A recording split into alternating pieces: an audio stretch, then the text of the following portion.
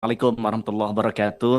Terima kasih pimpinan yang saya hormati Pak Menko Pak Budi Ari, Pak Wamen, Pak Ferry dan seluruh jajaran yang hadir pada kesempatan hari ini.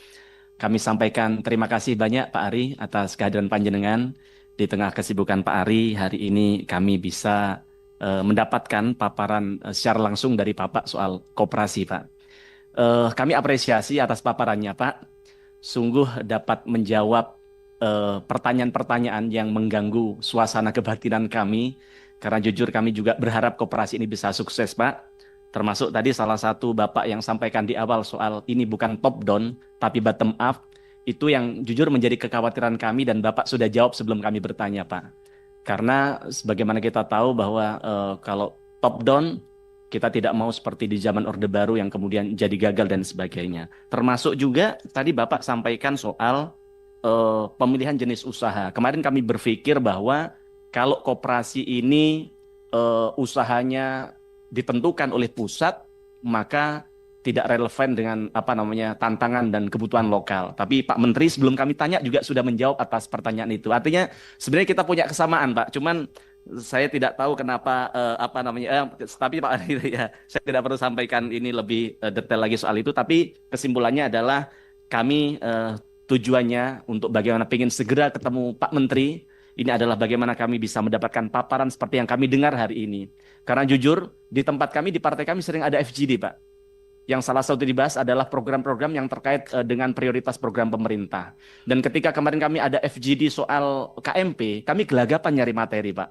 Sampai kemudian kami nyari di berbagai tempat, dan kami sampai ditanya, ini gimana? Mufti Anam, Komisi 6, mitra kerjanya Kementerian Koperasi, tapi kok tidak punya bahan soal itu. Malu kami, Pak, pada pimpinan kami. Tapi alhamdulillah dengan begini kami punya materi yang lebih lengkap, lebih komprehensif untuk kami bisa paparkan agar kami juga bisa mendukung program yang dicanangkan oleh Presiden. Nah, pada kesempatan hari ini Pak Menteri, saya ingin sampaikan sebuah kegelisahan rakyat yang datang dari desa-desa. Bagaimana program Koperasi Merah Putih ini yang tujuannya mulia, yaitu menggerakkan ekonomi di desa-desa dan juga untuk bagaimana memberdayakan rakyat.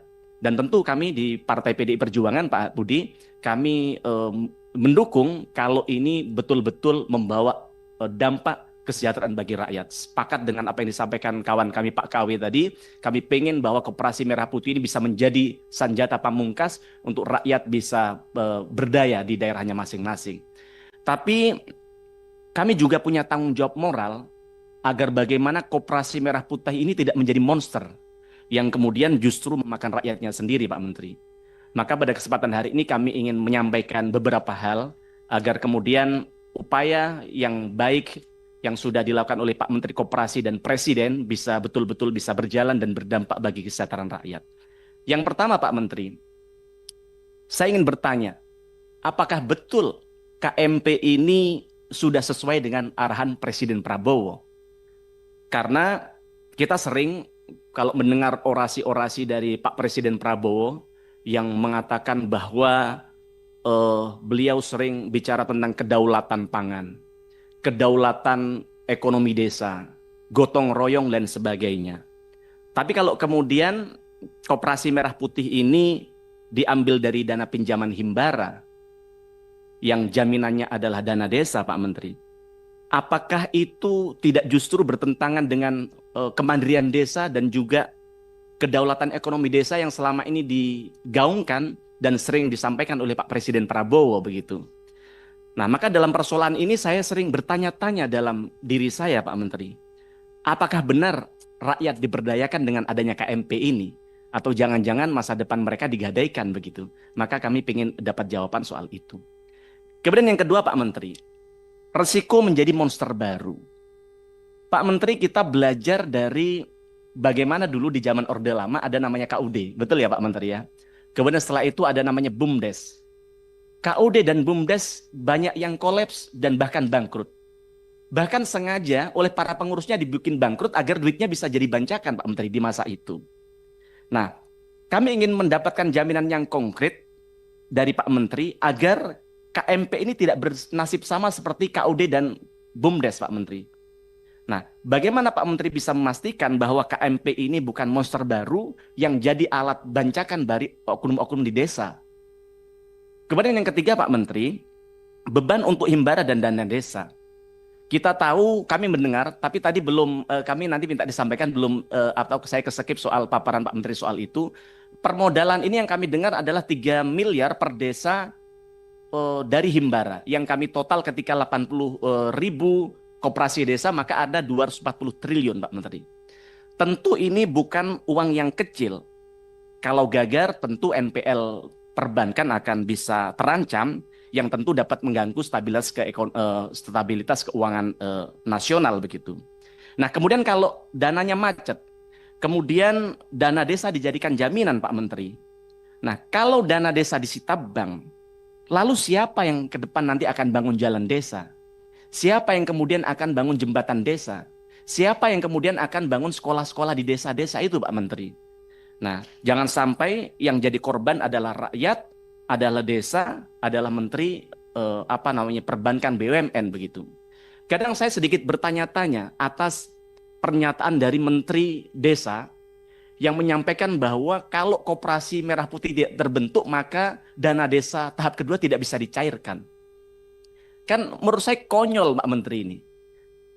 Pemerintah desa ini harusnya tidak perlulah ngancam-ngancam mereka. Digugah mereka dari hati. Karena menggerakkan koperasi ini kan tidak mudah. Maka kami apresiasi tadi Pak Menteri dengan tangan dinginnya 47% koperasi sudah terbentuk. Tentu ini tidak mudah, tantangannya pasti banyak. Tapi banyak sekali desa yang tidak siap secara administratif, secara sumber daya. Maka kalau kementerian menteri desa mengancam kepala desa, kemudian dananya tidak cair, dana desanya tidak cair. Nah, bagaimana dengan desa-desa memang tidak punya kesiapan itu? Kalau desa membangun koperasi merah putih karena ancaman, karena ketakutan, maka hanya sekedar jadi kemudian setelah itu dibiarkan atau jadi dikerjakan secara asal-asalan. Karena mohon maaf, beban kepala desa ini tidak mudah. Saya kebetulan punya relawan yang jadi kepala desa, Pak Menteri. Setiap saya telepon pulang ke dapil, katanya lagi nganter warganya ke rumah sakit. Saya pulang lagi ke dapil, saya telepon ternyata lagi sibuk ngurusin warganya yang urusan hukum. Saya telepon lagi sibuk ke sawah memperbaiki traktornya petani. Jadi artinya sebenarnya yang diurusin kepala desa sangat kompleks. Bahkan HP-nya ketelisur di rumahnya aja yang diprotes kepala desa, Pak Menteri. Maka harapan kami jangan kemudian kepala desa diancam-ancam begitu.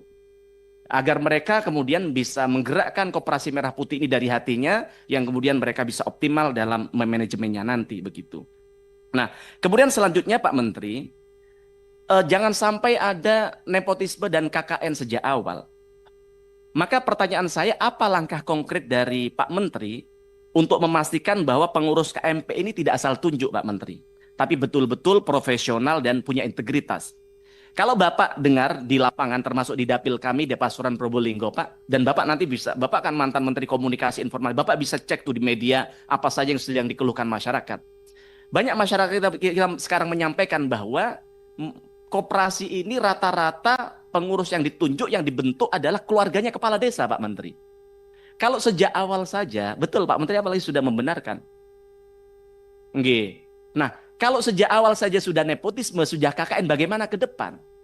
Nah, banyak juga sarjana yang pulang ke daerah Pak Menteri, yang mereka ini sarjana akuntansi, sarjana administrasi, mereka bingung loh. Ternyata di daerah saya ada lowongan ini tuh, ada koperasi merah putih, tapi mereka tidak pernah dilibatkan. Bahkan tidak pernah diumumkan mau ada rekrutmen koperasi merah putih. Padahal di paparan Pak Menteri tadi jelas bahwa dalam perekrutan harus diumumkan kepada masyarakat dan publik. Tapi nyatanya tidak ada. Tiba-tiba koperasi BIM Salabim terbentuk. Maka yang ingin kami tanyakan adalah jangan sampai kemudian koperasi ini menjadi alat bancakan baru bagi oknum-oknum di desa, Pak Menteri. Nah, kemudian yang selanjutnya adalah kami KMP ini seperti yang disampaikan yang yang sering kami dengar bahwa koperasi merah putih ini salah satu yang dijalankan adalah usaha jualan sembako, LPG, pupuk dan lain sebagainya. Lalu pertanyaan saya, bagaimana ekosistem yang sudah terbentuk di desa-desa ini, Pak Menteri? Siapa yang bertanggung jawab kalau kemudian dengan adanya KMP, nanti kemudian warung-warung, toko-toko, UMKM ini gulung tikar? Karena mohon maaf, warung-warung ini kan mereka yang menghidupi keluarganya.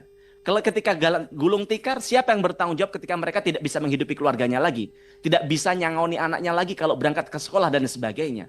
Maka jangan sampai koperasi desa yang tujuannya adalah memberdayakan masyarakat desa, tapi justru membunuh menjadi monster yang menggilas usaha yang ada di desa-desa. Lalu pertanyaan saya Pak Menteri, kalau koperasi ini betul-betul jalan dan kami sepakat, kami senang kalau ini jalan menggerakkan ekonomi desa, menjadi senjata seperti kawan kami tadi untuk bagaimana menggerakkan ekonomi desa. Tapi pertanyaannya, ketika nanti koperasi ini berjalan, bahkan membunuh UMKM warung-warung yang ada di daerah-daerah itu gitu. Apakah koperasi ini keuntungannya bisa dibagikan kepada masyarakat desa tadi, Pak Menteri? Kemudian sebenarnya anggota dari koperasi ini siapa? Sampai hari ini kami juga belum jelas tuh. Anggota koperasi siapa? Seluruh masyarakat desa atau siapa dan sebagainya? Kami perlu penjelasan di tempat ini. Dan kami sarankan sebagai bentuk kontrol, kalau misalnya masyarakat desa menjadi anggota koperasi, kalau perlu bahkan mereka dimintai iuran agar pemerintah desa ini juga tidak semena-mena dalam mengelola keuangan koperasi Merah Putih ini, Pak Menteri. Karena semua masyarakat merasa memiliki terhadap koperasi ini. Nah, kemudian kami juga suka atas pernyataan Pak Menteri tadi agar bagaimana koperasi ini juga melakukan pinjam meminjam. Karena mohon maaf ternyata judol tapi tidak terkait yang urusan yang judol berkaitan dengan pinjol. Kenapa orang sampai melakukan pinjol Pak Menteri? Karena ternyata Pak Menteri, orang ini selama ini mau melakukan pinjaman ke bank, walaupun bunganya 6%, ribetnya luar biasa. Aksesibilitasnya susah. Maka kami harap dengan adanya koperasi Merah Putih memudahkan mereka melakukan pinjaman yang agar mereka juga tidak terjerat namanya pinjol, kemudian terjerat namanya judol begitu. Nah, tapi dalam persoalan ini juga harus hati-hati, jangan sampai regulasinya harus diperjelas. Kami ingin tanya kepada Pak Menteri, kira-kira regulasi yang akan disiapkan oleh Pak Menteri apa untuk bagaimana memitigasi agar selama ini ada koperasi simpan pinjam di desa-desa. Tapi kan rakyat ini kadang yang nakal tidak mau bayar. Yang kedua, rakyat yang mau bayar, oknum desanya yang nakal, seolah-olah rakyatnya tidak mau bayar, tapi duitnya ditilep oleh mereka. Nah, bagaimana regulasi yang akan mengatur soal itu? Termasuk soal yang disampaikan kawan kami tadi, kami tidak sebut apa itu apa. Tapi kalau ternyata yang disampaikan yang sedang viral selama itu tidak benar, Pak Menteri, kami minta Pak Menteri untuk klarifikasi. Mohon maaf Pak Menteri, kami ini partai kami bisa jadi partai bersahabat untuk Bapak. Tapi kemudian jangan kemudian bangunkan banteng yang sedang tidur begitu aja Pak Menteri ya. Nah, kemudian selanjutnya Pak Menteri, kami yang terakhir adalah soal mau menanggapi halaman 23. Nah, kami lihat antara tantangan dengan kunci sukses ini masih tidak sinkron begitu. Maka harapan kami perlu ada solusi konkret atas tantangan yang ada. Misalnya Pak Menteri, di poin nomor 5. Kapasitas dan kompetensi SDM di setiap desa berbeda-beda. Tapi kemudian jawaban di kunci sukses pengelolaan hanya people. Tidak menjelaskan solusinya seperti apa. Maka Pak Menteri, dalam setiap persoalan ini harapan kami perlu ada solusi dan jalan keluarnya seperti apa. Dan sekarang yang sudah berjalan seperti itu, agar kemudian ini bisa menjadi kontrol bagi kami, bagi Kementerian Koperasi, bahwa benar-benar koperasi di desa ini bisa berjalan sesuai dengan arahan dan kebijakan yang dicita-citakan oleh Pak Presiden dan Menteri Koperasi. Mungkin sedikit dari kami, kurang lebihnya mohon maaf Pak Menteri. Matur nuwun, assalamualaikum warahmatullahi wabarakatuh. Terima kasih Pak